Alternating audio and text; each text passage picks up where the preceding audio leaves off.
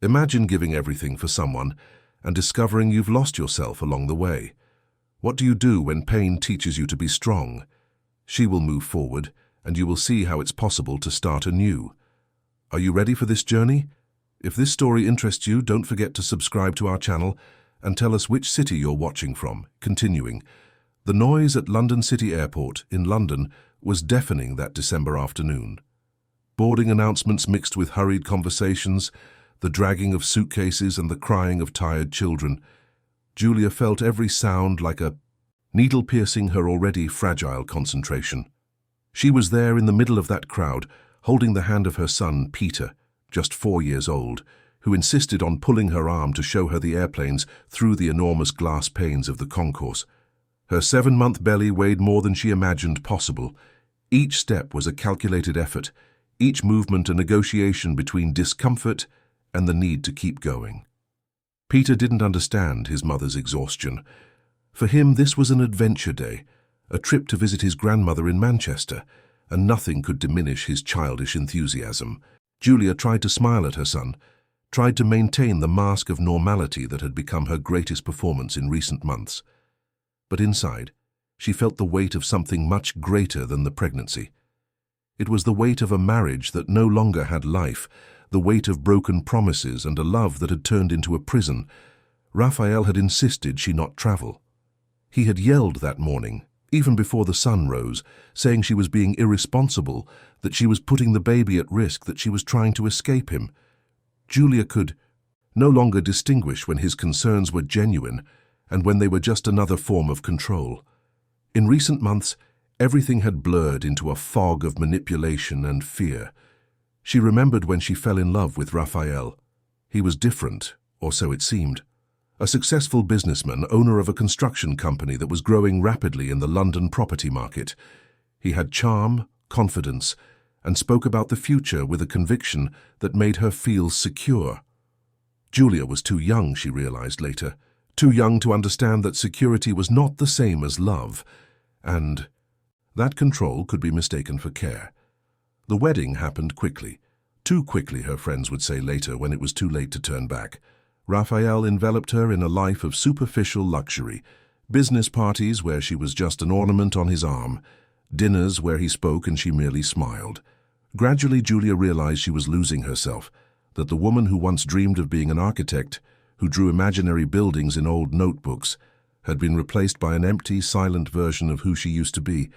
Peter was born, and for a brief moment, Julia believed everything would change, that fatherhood would soften Raphael, that a child would bring back the man she had fallen in love with. But reality was cruel. Raphael saw his son as an extension of his empire, another property to be controlled and molded. And Julia, now a mother, became even more dependent, even more trapped. The second pregnancy was unplanned. Julia discovered it at 4 months, when there was no longer any way to hide it. Raphael was furious, accusing her of doing it on purpose, of wanting to trap him even further. His words hurt more than any physical violence could. But physical violence also arrived gradually, disguised as accidents, as moments of anger that he always justified later with expensive flowers and empty apologies. That day, at the airport, Julia had made a decision. She would go to Manchester, stay with her mother for a few days, breathe different air, think clearly. She needed distance, needed to understand what to do with her life, with her children's lives. Her mother, Mrs. Connie, had pleaded by phone the night before, saying she felt something was wrong, that a mother always knows when her daughter is suffering, even when she tries to hide it.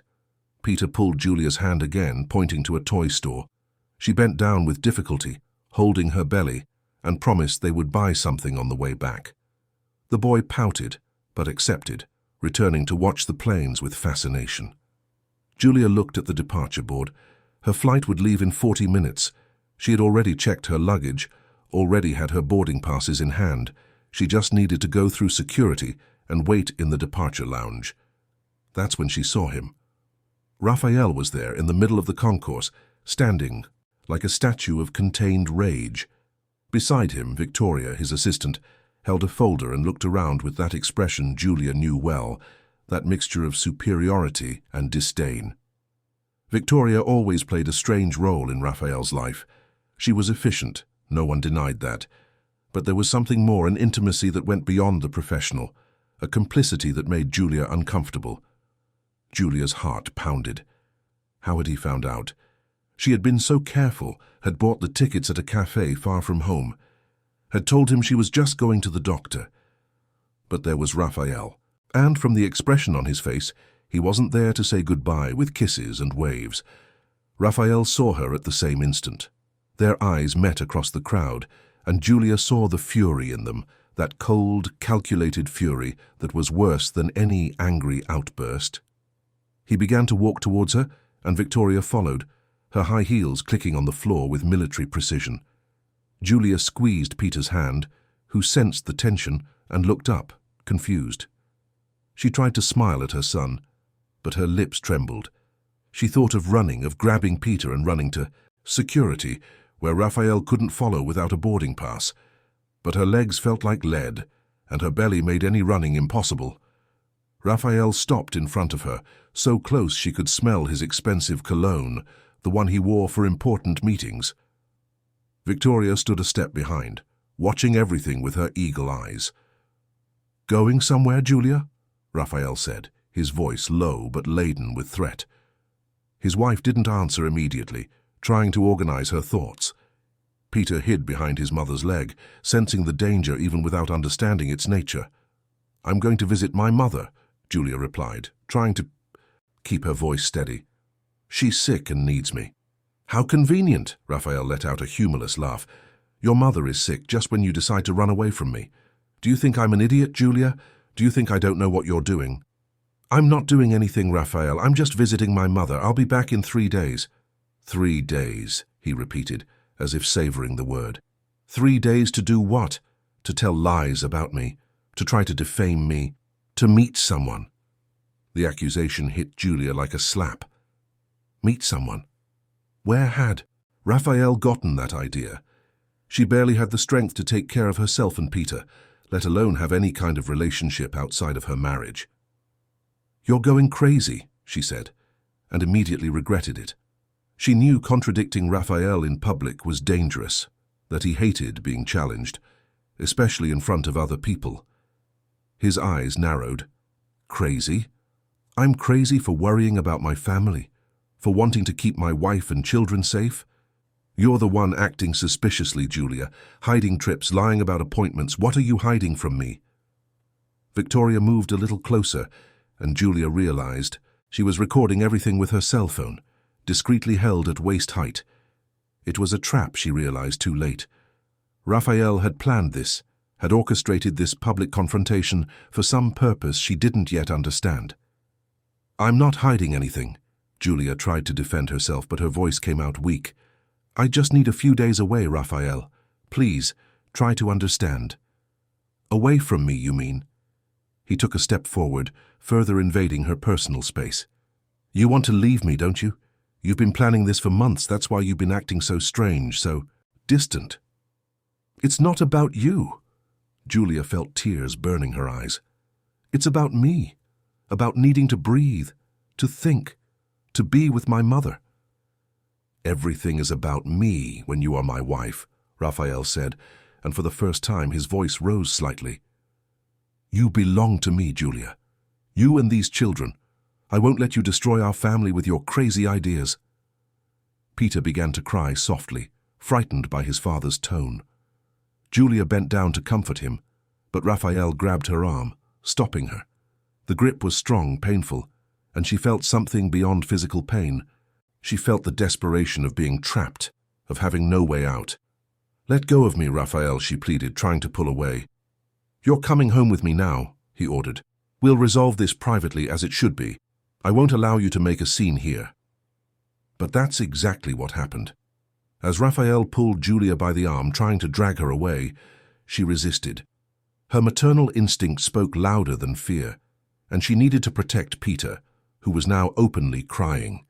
In the struggle, Raphael twisted her arm hard and Julia felt something snap, a sharp pain that made her scream. The scream echoed through the concourse. People began to stop, to look, to understand that something was wrong. Raphael released her arm immediately, realizing too late that he had gone too far. Julia fell to her knees, holding her injured arm against her body, while Peter clung to her, crying for his mother. Victoria tried to intervene, saying loudly that it had been an accident, that Julia had tripped, but several passengers already had their cell phones pointed, recording everything. The truth was being captured from multiple angles, and there was no denying what dozens of people had just witnessed. An airport security guard approached quickly, followed by another. They separated Raphael from Julia, asking what was happening.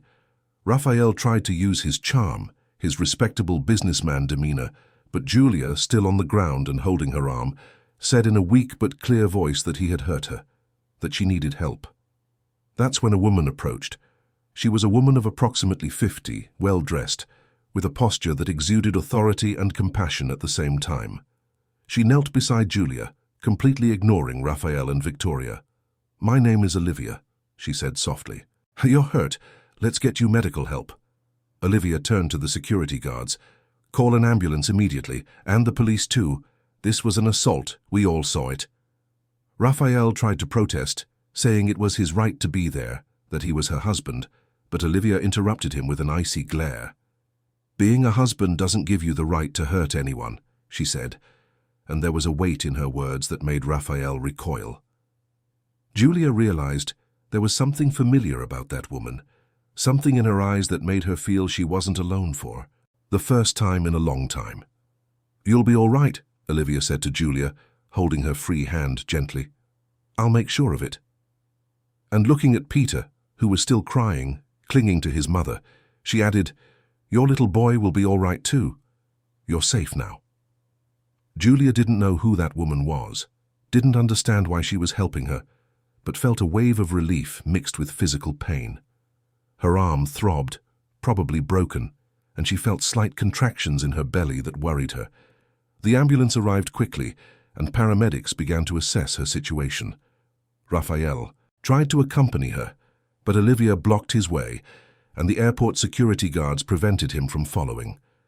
The police arrived shortly after, and witnesses began to show their videos, the unequivocal evidence of what had happened.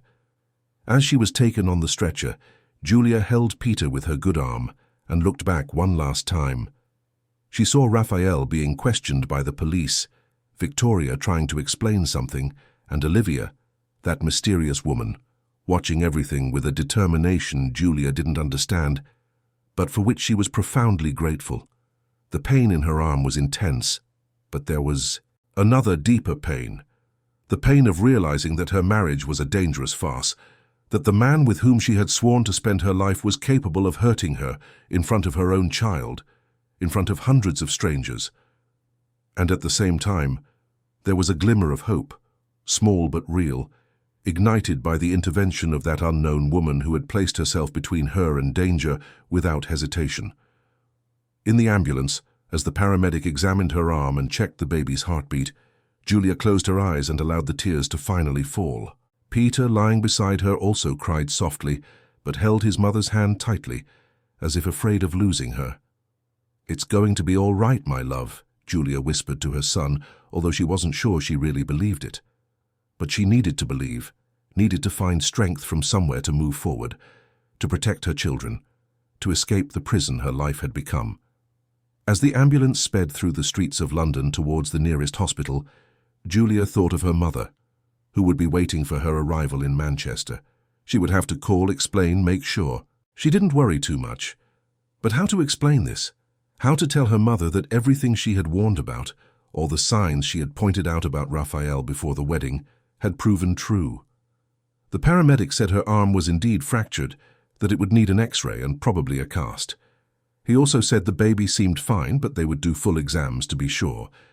Julia just nodded, too exhausted to respond with words. Peter finally stopped crying and began to doze beside his mother, exhausted by the emotion. Julia looked at her son, so small, so innocent, and made a silent promise to him and to the baby growing in her belly. She would find a way out of this situation. She would find the strength to free herself. She would build a life where they could grow up without fear, without violence, without having to watch their mother being treated as property. She didn't know how, she didn't know when, but she knew that something had changed that day at the airport. The mask had fallen, the truth had been exposed, and there was no longer any way to pretend that everything was fine. And maybe, just maybe, that woman named Olivia was the ally Julia didn't even know she needed, the missing piece to start putting together the puzzle of her liberation. As the ambulance finally arrived at the hospital, Julia took a deep breath and opened her eyes. The pain was still there in her arm, in her heart, in her soul. But there was also something new, something she hadn't felt in a long time. Determination. And tell me what you think of this story, and how you think it will end. The hospital was bustling as always on Thursday afternoons. Julia was quickly attended to in the emergency room, where doctors and nurses alternated between questions about her condition and routine exams. Her right arm was indeed fractured, they confirmed after the X-ray, a clean but painful fracture that would require immobilization for at least 6 weeks. For a woman 7 months pregnant with a small child to care for, 6 weeks seemed like an eternity. Peter didn't leave his mother's side, clinging to the hem of her blouse, as if afraid she would disappear if he let go. A kind nurse brought juice and some biscuits for the boy, trying to distract him while they applied the cast to Julia's arm. He accepted, but his eyes remained glued to his mother, watching every expression of pain on her face. The on-call obstetrician came to examine her shortly after. She was a young woman, with attentive eyes and delicate hands, who made a point of talking to Julia in a low, comforting tone while performing the ultrasound. "The baby was fine," she said with a smile, heartbeat strong and regular, with no signs of fetal distress. The contractions Julia had felt in the ambulance were just a result of stress, nothing to indicate premature labor, but she would need absolute rest for the next few days. Rest, Julia thought bitterly. How would she rest with a 4-year-old son, a broken arm, and a husband who was probably already planning his next control strategy? The doctor seemed to read her thoughts. "Do you have anyone who can help you in the coming days?" she asked, closing the medical chart. "Family, friends. You can't be alone in this situation." Before Julia could answer, the room door opened and Olivia entered, carrying bags from an airport shop. She had bought clean clothes for Peter, some toys, and even a change of clothes for Julia, as if she knew neither of them would be returning home anytime soon. "She does," Olivia said, answering the doctor's question. "She has me." Julia looked at that woman with a mixture of confusion and gratitude. She still didn't understand why Olivia was doing this, why a complete stranger had decided to get involved in her situation, but at that moment she had no strength to question. She would accept the help, accept anything that would keep her away from Raphael. Olivia approached the bed and gently held Julia's free hand. "I met your mother many years ago," she explained, as if guessing the silent question in Julia's eyes. "We were friends before I moved to London. I recognized you as soon as I saw you at the airport. You look a lot like her when she was young." Julia felt the tears return. Her mother. How would she explain all this to Mrs. Connie? How would she tell her that the perfect marriage, the successful husband, the comfortable life, it was all just a facade to hide years of control and manipulation? Olivia seemed to understand, again without words being necessary. "I've already called your mother," she said softly. "I explained what happened. She's coming to London. She should arrive tomorrow morning." The relief Julia felt was so intense that more tears fell. Her mother was coming. She wouldn't be alone. Peter, realizing his mother was crying, carefully climbed onto the bed and hugged her neck, whispering that he loved her, that everything would be all right. The innocence of those words broke and healed Julia's heart at the same time. The doctor made some final recommendations and left, making it clear that Julia could be discharged in a few hours, provided she had a safe place to go. Olivia assured her that yes, Julia and Peter would stay at her house for as long as necessary. When they were alone, Julia finally managed to speak. "Why are you doing this? Why are you helping me?" Olivia pulled up a chair and sat beside the bed, her eyes meeting Julia's with an intensity that revealed layers of untold history. "Because I've been where you are," she said, and her voice carried the weight of painful memories. "Many years ago I also had a husband who thought he owned me, who thought he had the right to control me, to hurt me, and I had no one to help me when I needed it most. I had to fight alone, and it was the hardest thing I've ever done in my life." Julia listened in silence, processing that revelation. Olivia didn't look like a woman who had suffered. She exuded confidence, power, a strength that seemed unshakable. But perhaps, Julia thought, it was precisely because she had been through the fire that she had become so strong. "I managed to get out, to move on, to rebuild my life," Olivia continued. "I started my own business, a business consulting firm. Today I work with some of the largest companies in the country, helping to identify management problems, fraud, irregularities. And when I saw you at the airport today, when I saw what that man was doing to you, I knew I couldn't just pass by and pretend it wasn't my business." Julia swallowed hard. "He's my husband," she said, though the words came out without conviction. "I don't know what to do. I have 2 children, I haven't worked in years, I depend on him financially. How am I going to get out of this?" Olivia squeezed her hand. "One step at a time. First you recover, then we build a plan. And I can guarantee you one thing. You're not as dependent on him as you think. There are laws, there are rights, there are ways to ensure that you and your children are protected and have what they need." At that moment, a police officer entered the room, accompanied by a social worker. They needed Julia's statement about what had happened at the airport. She told them everything, from the attempt to travel to the moment Raphael hurt her. The officer meticulously noted everything and mentioned that they already had several videos of the incident, filmed by witnesses. Raphael was being investigated for assault. The social worker talked to Julia about protective measures, about how to ensure Raphael didn't approach her or the children. She spoke about shelters, about available resources, about the support network that existed for women in situations of domestic violence. Julia listened to everything as if in a dream or perhaps a nightmare. She never imagined she would be in that situation, being treated as a victim of domestic violence, planning how to protect herself from her own husband. When they were finally alone again, Peter was already fast asleep in an armchair the nurse had turned into a makeshift bed. Olivia looked at the boy tenderly and then turned her attention back to Julia. "There's something you need to know about your husband," she said, and there was a hesitation in her voice that Julia hadn't noticed before. "In recent months, my company was hired to audit some construction companies here in London. One of them was Raphael's company." Julia felt her stomach drop. And we found serious irregularities. Embezzlement, fraudulent contracts, transfers to offshore accounts. His company is being investigated by HMRC and the Crown Prosecution Service. It's not public yet, but it soon will be." Julia's world crumbled a little more. So it was all a lie. The success, the wealth, the respectability, all built on quicksand and fraud. "He knows you found out?" Julia asked, her voice barely more than a whisper. Olivia shook her head. "Not directly, but it's possible he suspects. These men always have an instinct for when things are about to fall apart. Maybe that's why he was so desperate to control you, today to prevent you from leaving. Men like Raphael need to keep everything under control, especially when they feel they're losing power."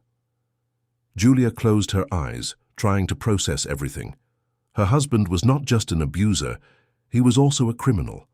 And she, naively, had lived in his house, spent his money, raised his child, without ever suspecting the truth. "Is Victoria involved?" she asked suddenly, remembering Raphael's assistant, always so close, always so loyal. Olivia made a grim expression. "Deeply. She's more than an assistant. She's an accomplice in many of the schemes, and from what we've discovered, she's also been his mistress for at least 2 years. The revelation should have hurt more than it did. But Julia was so numb from the avalanche of information that she only felt a distant sadness, as if it were happening to someone else. Of course Raphael had a mistress. Of course Victoria, with her superior glances and canine loyalty, was more than just an employee. Everything made sense now, all the pieces of the puzzle fitting into a painful but clear pattern. "I was so foolish," Julia murmured, tears returning. "How didn't I see? How did I let this happen?" Olivia leaned forward, gently taking Julia's face in her hands. You weren't foolish. You were manipulated by a man who is an expert in manipulation. This is not your fault. None of this is your fault. The words were simple, but they carried a weight of truth that Julia needed to hear. She cried then, cried for everything she had lost, for all the wasted time, for the woman she used to be and who she had forgotten how to be. Olivia held her, letting her break down, offering the shoulder and comfort Julia hadn't had in so long. When the tears finally dried, Julia felt strangely lighter, as if something heavy she had carried for years had been put down. She looked at Peter sleeping, so small and vulnerable, and touched her belly where her second child was growing. For them, she needed to be strong. For them, she would find a way out of that situation. "What do I do now?" she asked, and this time her voice had a firmness that surprised even herself. Olivia smiled, recognizing the change. "Now you rest, you recover. Tomorrow your mother arrives. Then we start building your case. You'll need a good lawyer, and I happen to know one of the best. He has helped other women in similar situations." "And Raphael?" "Leave Raphael to me for now. I have some contacts who will ensure he doesn't approach you, and when the right time comes, all those irregularities we found will come to light. He'll have much bigger problems than a broken marriage to worry about." Julia should have felt pity, some remorse for the man she once loved. But all she felt was a burning desire for justice, to see the truth exposed, to ensure that Raphael paid for everything he had done, not only to her, but to all the people he had deceived and used over the years. Her medical discharge came a few hours later. Olivia had brought her car, a comfortable SUV that easily accommodated Julia, Peter, and all the bags. Olivia's house was in an upscale area of Notting Hill, a spacious apartment on the top floor of a building with 24-hour security. Julia felt safe for the first time in months as she crossed that door. The guest room was large and cozy, with a big bed where she and Peter could sleep together. Olivia prepared a light dinner, vegetable soup and fresh bread, and the three ate in comfortable silence. Peter was more animated, playing with one of the new toys Olivia had bought, already starting to overcome the trauma of the day. After Peter fell asleep, Julia and Olivia sat on the balcony, looking at the city lights twinkling in the distance. The sea was calm, and the night breeze brought a freshness that calmed their nerves. "Michael is coming tomorrow afternoon," Olivia said, breaking the silence. "He's the lawyer I mentioned. He specializes in family law and also has experience with cases involving financial crimes. He'll be able to advise you on everything. Divorce, child custody, protective orders, everything." Julia nodded, still processing the speed at which her life was changing. 24 hours ago, she was an unhappy wife trying to escape to her mother's house for a few days. Now she was planning a divorce, reporting abuse, uncovering fraud. It was as if she had jumped off a cliff and was in freefall, not knowing where or how she would land. "Do you think I'll make it?" she asked softly, more to herself than to Olivia. "I know you will," Olivia replied with conviction. "Because you are stronger than you imagine, because you have 2 children who depend on you, and because you are not alone. This time, you have people by your side who will fight with you, not against you." Julia looked at that woman who had entered her life like an unexpected guardian angel. She didn't know all her story yet, didn't fully understand her motivations, but she knew, deep in her heart, that she could trust her. And perhaps that was enough for now. Night fell completely over London, and Julia finally allowed herself to relax, knowing that in that house at that moment, she was safe. Tomorrow would bring new challenges, new fears, new difficult decisions. But today she had survived. She had taken the first step out of the prison her marriage had become, and although the road ahead was uncertain and probably painful, for the first time in years, Julia felt a small flame of hope ignite in her chest. This hope accompanied her to the room where she lay beside Peter, listening to his soft, regular breathing. She touched her belly, feeling the baby stir slightly, as if it also knew that something had changed, that a new journey was beginning. And before falling into a deep, dreamless sleep, Julia made a silent promise to herself and her children. Never again would she be anyone's hostage. Never again would she allow anyone to make her feel small or worthless. She would find her way back to herself, no matter how long it took, no matter how much it hurt. And when she finally reached the other side of this storm, she would be stronger, freer, and more herself than she had ever been. The next morning arrived with the sun streaming through the guest room windows, bringing a clarity that seemed to herald a new beginning. Julia woke before Peter, her casted arm heavy and uncomfortable, but her mind strangely clearer than it had been in months. She managed to get up carefully, without waking her son, and walked to the living room where she found Olivia already awake, drinking coffee and reading the news on her tablet. "Good morning," Olivia said with a warm smile. "Did you sleep well?" Julia nodded, surprising herself by realizing it was true. For the first time in a long time she had slept without nightmares, without waking up several times during the night in a state of alert. "Better than I expected," she replied, sitting at the table where Olivia had already prepared a full breakfast. "Your mother called early," Olivia said, pouring coffee for Julia. "Her flight arrives at noon. I'll pick her up at the airport." Julia felt a lump in her throat. She hadn't seen her mother in person for almost 3 months. Raphael always made excuses for her not to go to Manchester, saying he was too busy to stay with Peter alone, or that she needed to be present at some important social event. Now she realized they were just more control mechanisms, ways to isolate her from the people who truly cared about her. Julia's phone, which had been off since the day before, began to vibrate incessantly as soon as she turned it on. Dozens of messages from Raphael, starting with elaborate apologies and ending with veiled threats. There were also messages from Victoria, trying to mediate, suggesting that Julia was exaggerating, that Raphael was just worried, that she should come home to talk civilly. Olivia observed Julia's expression as she read the messages. "Don't respond yet," she advised. "Let your lawyer guide you on how to proceed. Every word you say now can be used later for better or worse." Julia blocked Raphael's and Victoria's numbers, feeling a small victory in that simple gesture. It was strange how something so small could make her feel a little more in control of her own life. Peter woke shortly after, asking for his grandmother. Julia explained that Grandma Connie was arriving today, and the boy became excited, momentarily forgetting the trauma of the previous day with the prospect of seeing his beloved grandmother. Olivia prepared pancakes for him, and, while he ate, Peter was already beginning to feel more at ease in that house, exploring the books and decorative objects in the living room with childish curiosity. At noon, Olivia left to pick up Mrs. Connie at the airport. Julia stayed on the balcony with Peter, trying to remain calm as she waited. The reunion with her mother would be difficult, she knew. She would have to tell her everything, admit that her mother had been right about Raphael from the beginning, face the pain of having disappointed the expectations she had for herself. When the door finally opened, and Mrs. Connie entered, followed by Olivia, Julia felt all her defenses crumble. Her mother, a small woman but with a strong presence, with grey hair and eyes full of love and concern, dropped her bag on the floor and ran to hug her daughter. The hug was so tight that Julia had to ask her to be careful because of her arm, but even so, tears came from both of them, a river of repressed emotion that finally found release.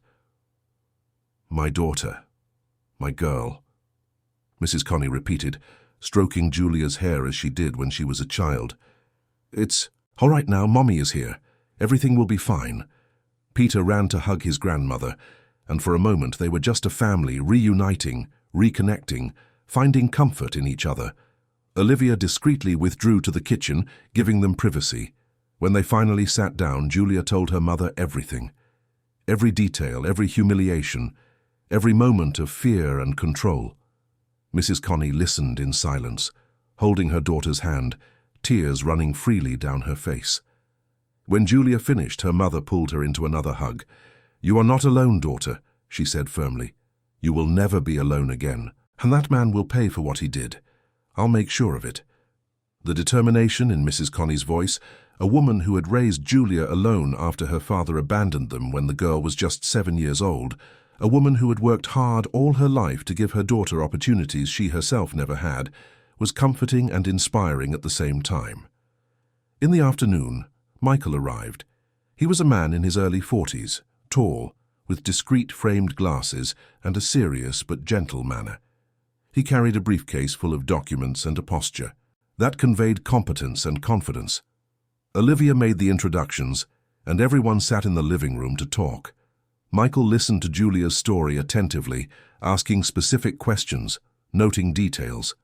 He explained that she had a very strong case, especially with the airport videos as proof. He spoke about a protective order, which was already being arranged and would be granted in the coming days, preventing Raphael from approaching her or the children. He discussed the divorce, child custody, and alimony. "But there's more," Michael said, exchanging a look with Olivia. "The irregularities in your husband's company that Olivia discovered can work in your favor. If he is arrested or has his assets frozen, this directly affects the financial aspect of the divorce. You are entitled to half of the assets acquired during the marriage, but if those assets are considered proceeds of criminal activity, the situation becomes more complicated." Julia processed that information. "What does that mean for me and my children?" Michael leaned forward. "It means we need to act quickly and strategically.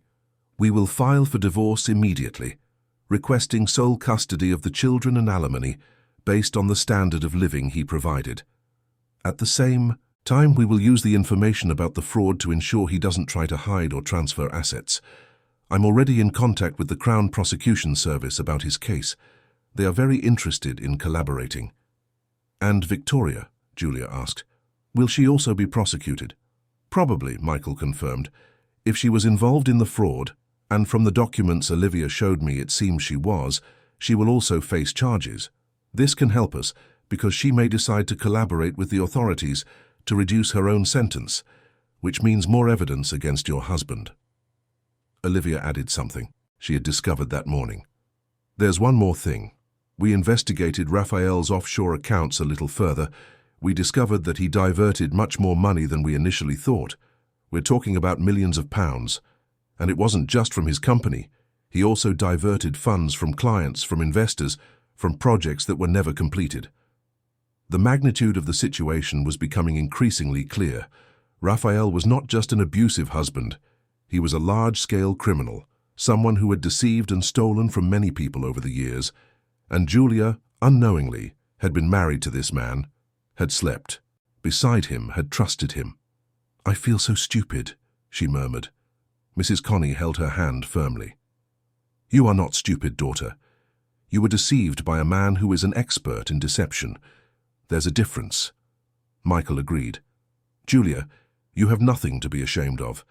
I've seen dozens of cases like this. Men like Raphael are skilled manipulators. They know exactly how to gain trust, how to create dependency, how to make their victims believe they are to blame. But the fault is his. It was always only his." The words were a balm, but Julia knew it. Would take time to truly believe them. Years of manipulation did not disappear in days, but it was a start. Michael explained the next steps. In the coming days, they would file the divorce papers. Julia would have to give another, more detailed statement to the police. There would be hearings, meetings with social workers, a series of legal processes that seemed endless. But Michael assured her he would guide her through each step. "There's something else we need to discuss," Michael said, his tone becoming more serious. "The media, the airport videos are already circulating on social media. Some news outlets have already identified Raphael and are starting to do stories about the case. This can work in our favor, generating public pressure, but it also means your privacy will be invaded. You need to be prepared for this." Julia felt her stomach churn. The idea of having her life publicly exposed, of becoming another domestic violence story in the headlines, was terrifying. But at the same time, a part of her wanted everyone to know, wanted Raphael's mask to fall completely, so that no one else would be deceived by his facade of a respectable businessman. As they talked, Olivia's phone rang. She answered, listened for a few minutes, her expression becoming increasingly serious. When she hung up, she looked at everyone in the room. "It was a contact of mine at HMRC," she explained. "Raphael has just been summoned to give a statement. The investigations have been accelerated. It seems the airport videos caught attention, and now there's public pressure for him to be investigated more deeply." "That's good," Michael confirmed. "The more pressure, the better for us and worse for him." But what happens to me and the children in the meantime? Julia asked, feeling her anxiety grow.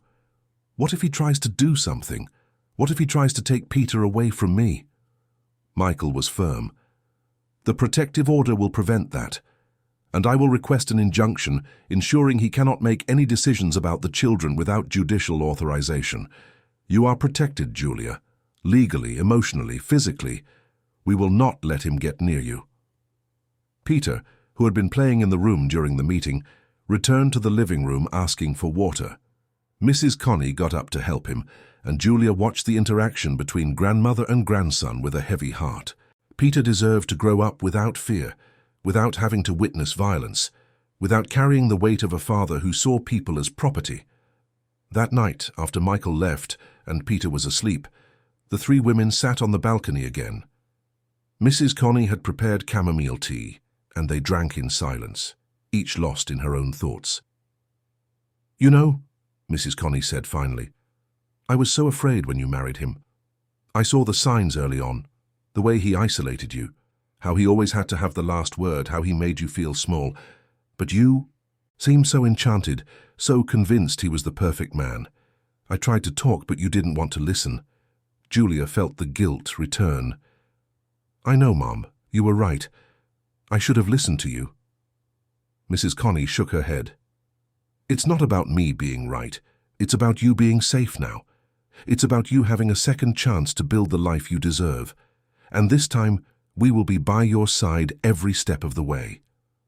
Olivia added, her voice heavy with experience. "Leaving an abusive relationship is one of the hardest things anyone can do.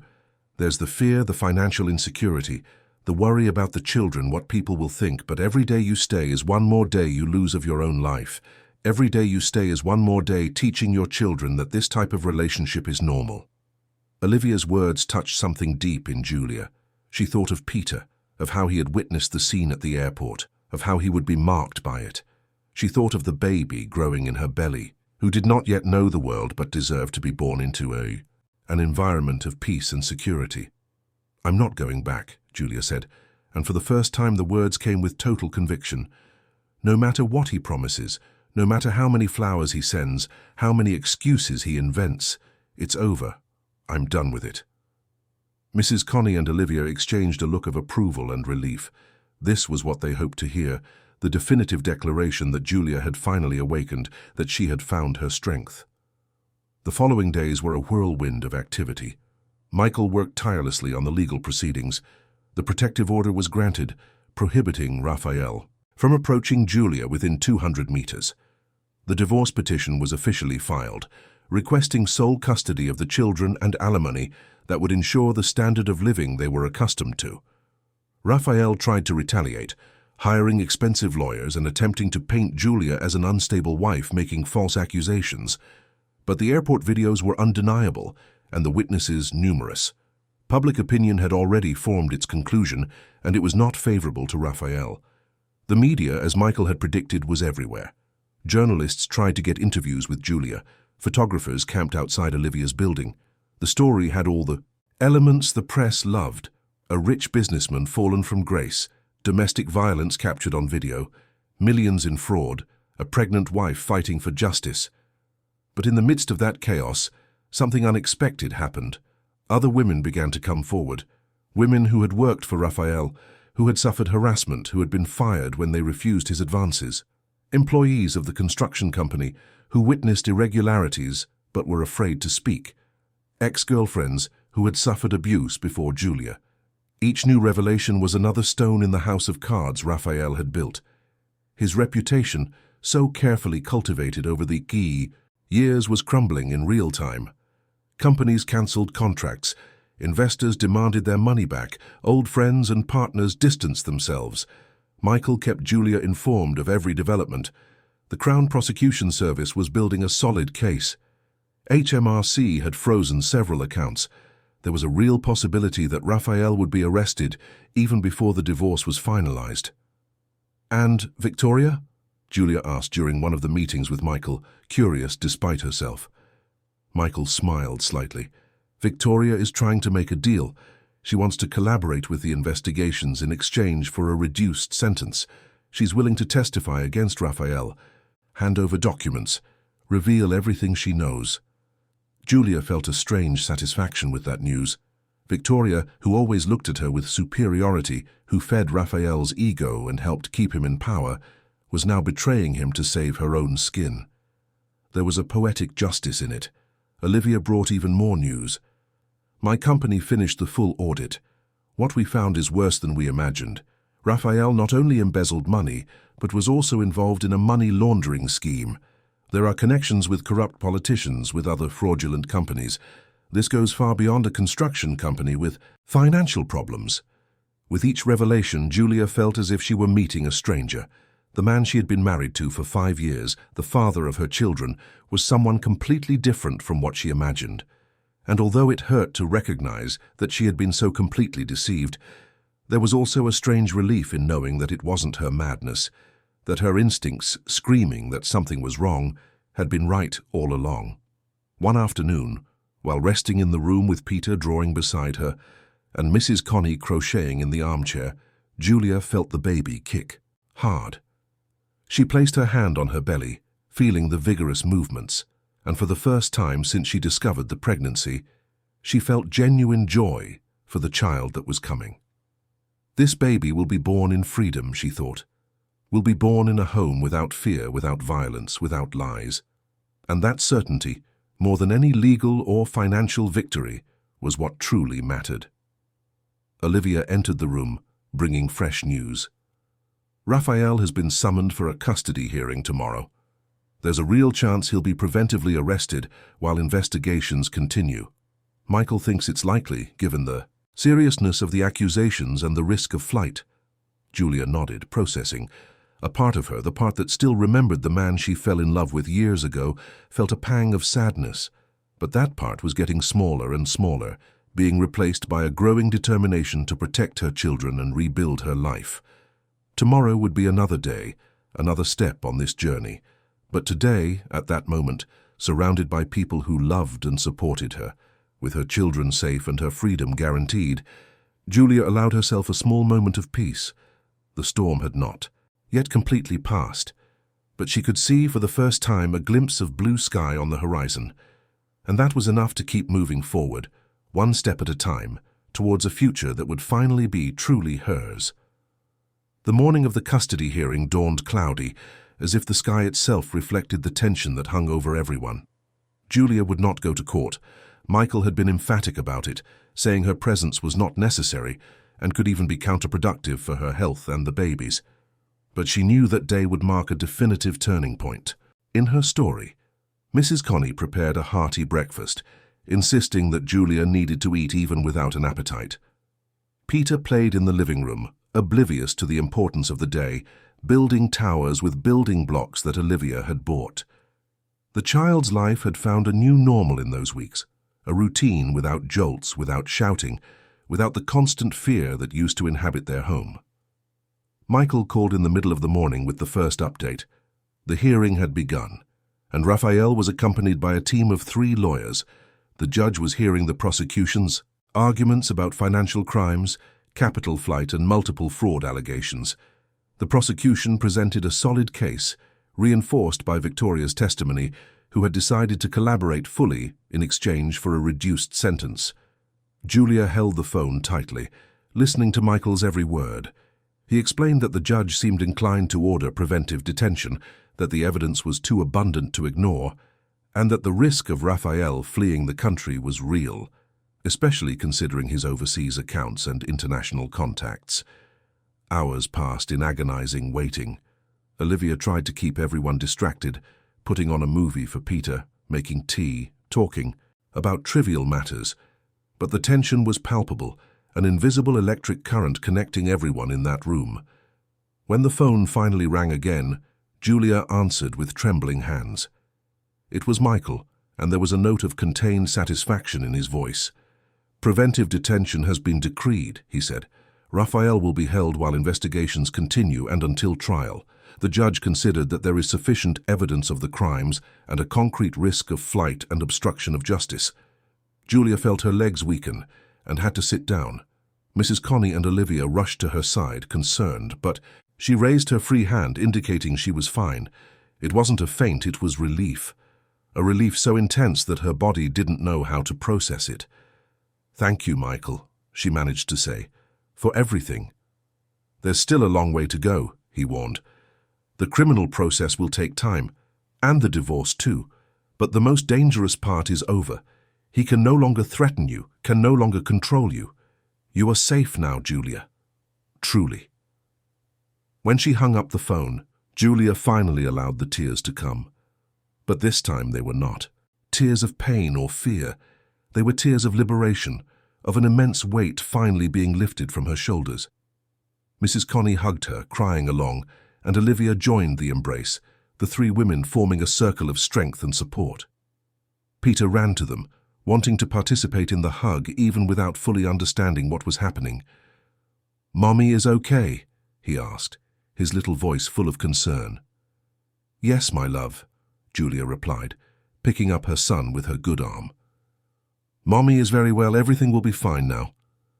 And for the first time in years, she truly believed those words. The following days brought a succession of developments. Raphael's arrest was in all the news.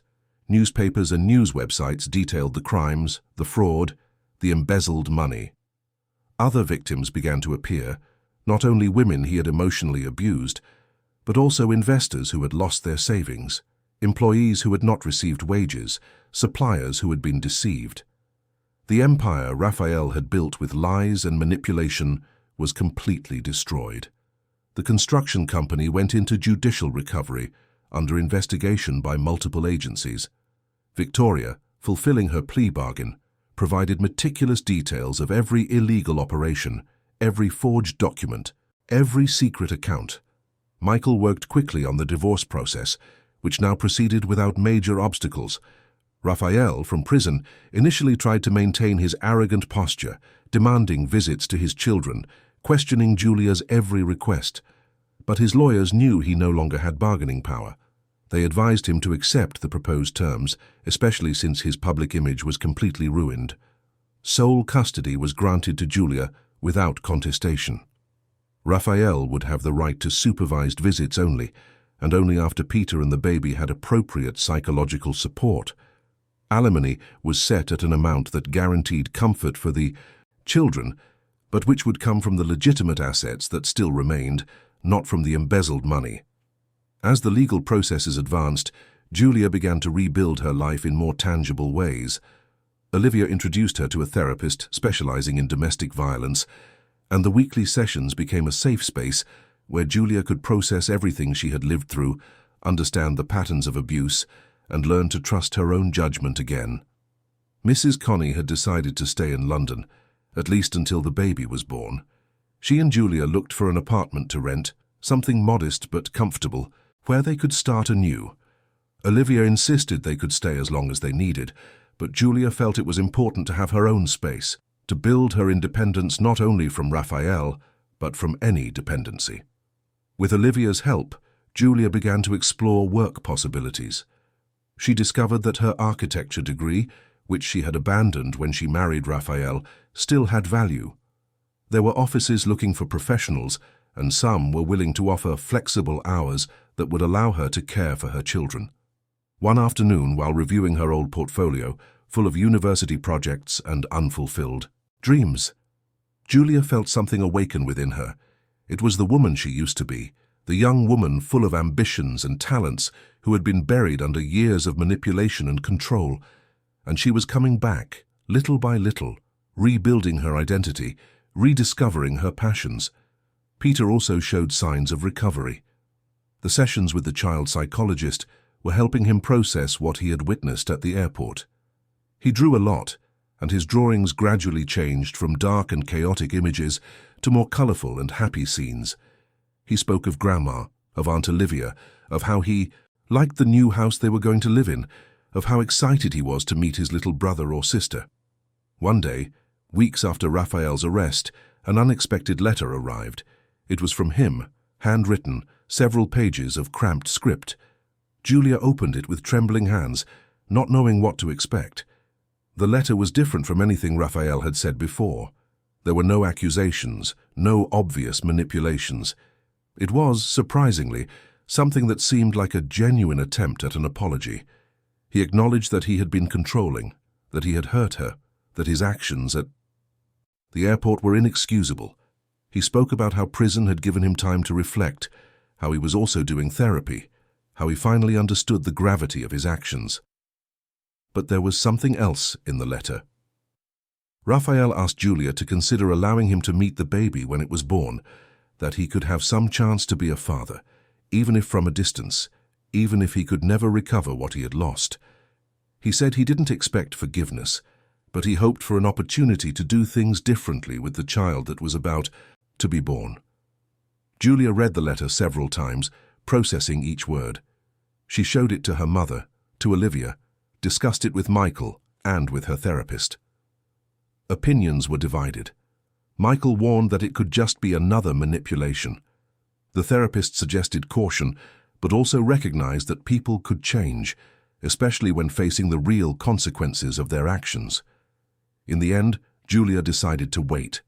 She would not make any decision about Raphael's role in the baby's life until after the birth, until she had more clarity, until he proved through actions, not words, that he had truly changed. It was her choice, her power of decision, and she would not allow herself to be pressured by guilt or by expectations of how a mother should act. The 8th month of pregnancy brought physical discomforts, but also a positive anticipation. The new apartment was almost ready, lovingly decorated by Julia, Mrs. Connie, and Olivia. A room for Peter, another for the baby, light and cheerful colors, an atmosphere of new beginnings palpable in every corner. Julia had started working part-time at a small but promising architectural firm. Her bosses were understanding of her situation, allowing her to work from home when necessary. She was rediscovering her passion for design, for creating spaces that made people's lives better. There was a beautiful symmetry in it, she realized, in rebuilding physical spaces while rebuilding her own emotional and psychological space. The divorce process was finalized on a March afternoon, 3 months after that fateful day at the airport. Michael called with the news. It was officially concluded. Julia was a free woman. She expected to feel euphoria, celebration. But what she felt was a deep, silent peace. It was the closing of a chapter, painful but necessary, and the opening of another, full of possibilities. The night before the baby was born, Julia had a dream. She was in an open field, under a starry sky, holding Peter's hand. They walked towards a soft light on the horizon, and she knew, with that certainty that only exists in dreams, that she was going home. Not a physical home, but the home that was herself, her true self, finally found after years of being lost. She woke up with regular contractions. Mrs. Connie called a taxi, grabbed the maternity bag that had been packed for weeks. Olivia met them at the hospital, taking care of Peter while Julia was taken to the delivery room. Labor was long but uncomplicated. With each contraction, Julia breathed deeply, remembering everything she had overcome in recent months. If she had survived that, she could survive this too. And it wasn't just survival, it was rebirth. When the baby finally arrived, a strong, healthy cry filling the room, Julia cried with relief and joy. It was a girl, small but perfect, with a tuft of dark hair and eyes that seemed to look directly into her mother's soul. Helen, Julia whispered, the name she had chosen weeks ago. Welcome, my Helen. Mrs. Connie entered shortly after, with Peter by the hand. The boy looked at his little sister with curiosity and admiration, asking to touch her. Julia guided his small hand to the baby's cheek, and Peter smiled, that pure, uncomplicated smile of childhood. She's beautiful, Mommy, he said. I'll always take care of her. I know you will, my love, Julia replied, pulling her son into a careful hug, embracing her 2 children, her mother, surrounded by true and unconditional love. Olivia appeared at the door, respecting the family moment, but her eyes shone with tears of happiness. She had formed a deep bond with Julia in recent months, a friendship that went beyond circumstances, based on mutual respect and shared experiences. In the following days at the hospital, Julia received visitors, Michael came, bringing flowers and congratulations. Some old friends who had drifted away during her marriage to Raphael reappeared, apologizing, offering support.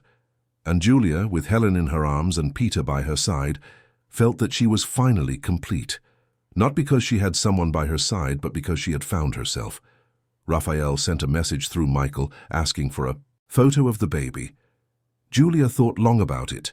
She consulted her therapist, talked with her mother. In the end, she decided to send a single photo with a clear message. This was his daughter, but he would have to prove, through years of genuine change and respect for her decisions, that he deserved to be part of Helen's life. It wouldn't be easy, it wouldn't be quick, and perhaps it would never happen. But she kept the door slightly open, not for him, but for the possibility that Helen might one day have a father who truly deserved that.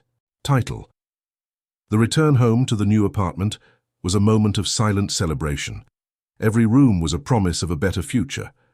Helen's crib, assembled by Mrs. Connie and Olivia, Peter's bed where he slept without nightmares for the first time in years, the kitchen where meals would be prepared with love, not with tension, the living room where laughter would echo, not shouts. Julia looked at herself in the bathroom mirror that first night at home. Her reflection showed a tired woman, with dark circles under her eyes and a body still recovering from childbirth. But it also showed something more. It showed strength, it showed survival. It showed the determination of someone who had walked through fire and come out on the other side, not just intact, but transformed. Her days now followed a new rhythm. Waking up with Helen crying to feed, preparing breakfast for Peter, working on architectural projects during the baby's naps, taking Peter to the park, therapy sessions, dinners with Mrs. Connie, visits from Olivia, who had become a kind of honorary aunt to the children. It was a simple life, very different from the superficial luxury she had with Raphael. But it was a true life, built on solid foundations of honesty and love. And Julia discovered that she preferred a modest apartment full of laughter 1,000 times over a mansion full of heavy silences and fear. Months passed. Helen grew strong and healthy. Peter started school, making new friends, leaving behind the shadows of his past. Julia was promoted at work, her projects gaining recognition. Mrs. Connie returned to Manchester, but visited frequently, and Julia and the children went there for holidays. Raphael's trial took place almost a year after his arrest. Julia decided not to go, but followed it. Through the news. He was sentenced to 12 years in prison for multiple financial crimes. Victoria received a lighter sentence due to her collaboration. The story that had dominated the headlines months ago was now just another case in the judicial archives. But for Julia, that trial represented true closure. Raphael would pay for what he did, not only to her, but to all the people he harmed. And she could move forward without looking back, without fear, without guilt. One Sunday afternoon, almost 2 years after that day at the airport, Julia was in the park with Peter and Helen. The boy played on the slide while she pushed Helen on the baby swing. The sun was bright, the day perfect, and she caught herself smiling, a genuine smile that came from within. A woman approached, someone Julia didn't know. "Excuse me for bothering you," she said shyly, "but I needed to tell you something. I saw your story in the news last year. I was also in an abusive relationship. Seeing you have the courage to leave, to fight, gave me strength to do the same. I left 6 months ago, and I'm rebuilding my life just like you did." Julia felt her eyes well up. She held the woman's hand and said softly, "You are stronger than you imagine, and you are not alone. Never alone." The woman thanked her, walked away, and Julia stood there, processing that encounter. Her story, however painful it had been, had helped someone else, and perhaps it would help others. There was purpose in her suffering. There was meaning in her journey. That night, after putting the children to bed, Julia sat at the kitchen table with a cup of tea and her drawing notebook. She began to sketch, letting creativity flow without judgment. She drew a house, not a grand mansion, but a simple and welcoming home surrounded by gardens and sunlight. It was the house of her dreams, she realized, not a symbol of wealth or status, but a true home. And one day, she knew, she would build that house. Perhaps not literally, but metaphorically. She had already begun, in fact. Each day was another brick laid, another window installed, another room completed. She looked at the photos on the fridge, Peter smiling on his first day of school, Helen taking her first steps, Mrs. Connie and Olivia, together at a birthday party, Michael at his son's law school graduation, an event to which he had invited Julia as a friend. All the faces of people who were part of her life now, people who loved her not for what she could offer, but simply for who she was. Julia finished her tea and went to her room. She lay on the bed listening to the soft sounds of the night, the distant traffic, the wind in the trees, the tranquil breathing of her children in the rooms next door. And for the first time she could remember, she felt completely at peace. It had been a long and painful journey, full of moments when she thought she wouldn't survive, that she wouldn't be able to move forward. But she had survived. She had thrived. She had transformed from a woman imprisoned into a free woman, from a victim into a survivor, from someone lost into someone who had finally found herself. And as she closed her eyes, ready for sleep, Julia smiled. Because she knew that tomorrow would be another day, full of challenges and joys, of routine and surprises. But it would be her day, lived on her own terms, in her own truth, and that, she realized, was all she had ever wanted. It was all she had ever needed. It was, finally, enough. The end of the story. Dear listeners, we hope Julia's story has touched your heart.